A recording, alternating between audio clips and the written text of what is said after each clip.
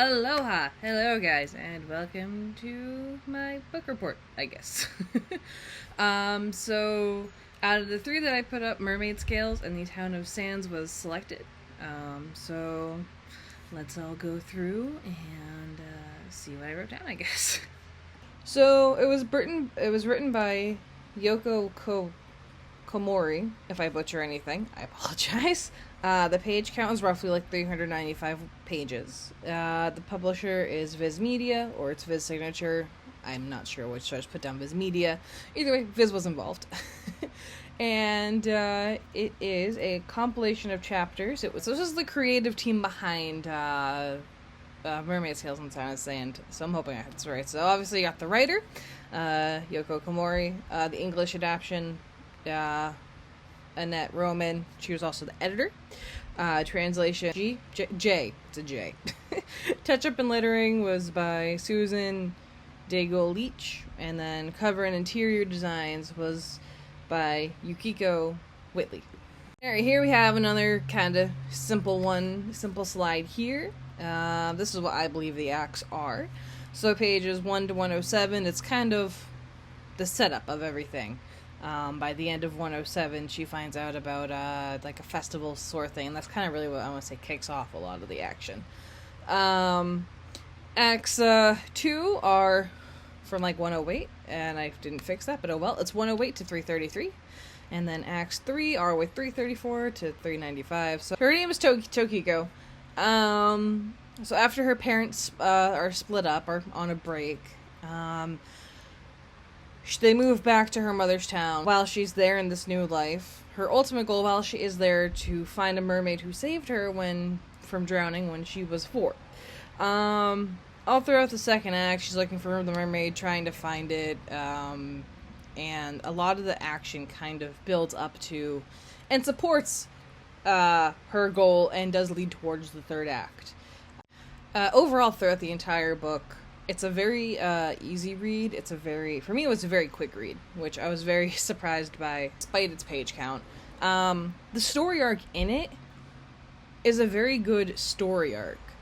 Like, it intrigues you. It's sort of a slow-paced story. So it was a story that, as you were reading, it was happening, but it kind of wasn't in your face about it. It was happening very subtly, like with like different interactions.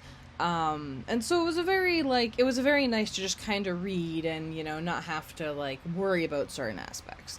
Because the story was unfolding as you were seeing it, but it wasn't, like, there wasn't, like, a lot of action. There wasn't, like, a lot of that stuff. Like, well, they're kids in the book. They're all, like, 6th graders, so there's no fight scenes. But, it was a very nice story as you just kind of went through it and just, it was unfolding subtly, but the ending of the book, it wrapped up all the characters' arcs nicely. There's really only 2 to 3 characters I want to say that really had arcs, and most of the focus is on 2 of them. But it was a good ending. The message of the story was really good, and the characters, it just wraps up the arcs very nicely. Now we're on to the character arcs. I only included 2 here. There's a side character that kind of goes through a little bit of a change, but I didn't think it was really important. That really wasn't important. The 2 big ones are Tokiko and I think it's Yosuke, or Yosuke. So Yosuke is looking for his brother who died in the ocean. He basically went swimming and he drowned, and his body was never found. Essentially is kind of what happened. So they said, he must have washed away and stuff like that. And he just didn't believe his own brother was dead. So every time he would go look for his brother, and he would go to the ocean, look for his brother, and he wouldn't find him. So by the end of it, he does happen to get closure. And he actually smiles at the end of the book, which is a good significant change right there. Now Tokiko is dealing with a new situation. Her and her dad move into this new town. She visited, but it's still very new for her. She misses her mom, and as well as the whole mermaid thing I mentioned earlier. So at some point, her mom comes and visits, and basically just tries to tell Tokiko, "Do you want to come back to Tokyo with me?" And because her mom's a very flaky individual, and so Tokiko ends up staying with her dad because she doesn't want to leave and she likes the town, and then her mom just leaves forever. It's very laid on early on that the mom is not a good person in this. Or I shouldn't say not a good person, but she's just a very flaky person. So, either way, she chooses to stay with her dad, and then she stays with her friends, and then she does find out. Then she does eventually thank the mermaid by the end of it. Okay, so for me, I felt that the manga had very good transitions. Just being able to following the story was also very easy at first. I do understand that reading right to left, I got the slide wrong, so I'll fix that. But I know with manga, reading right to left can be very challenging. But once you're used to it, it's a very easy read to, just read. They had effective transitions going from page to page. So in terms of Scott McCloud's transitions, as I was looking at some of the scenes and stuff, it does like a lot of scene to scene and moment to moment transitions at points where it would, she would end up on a beach.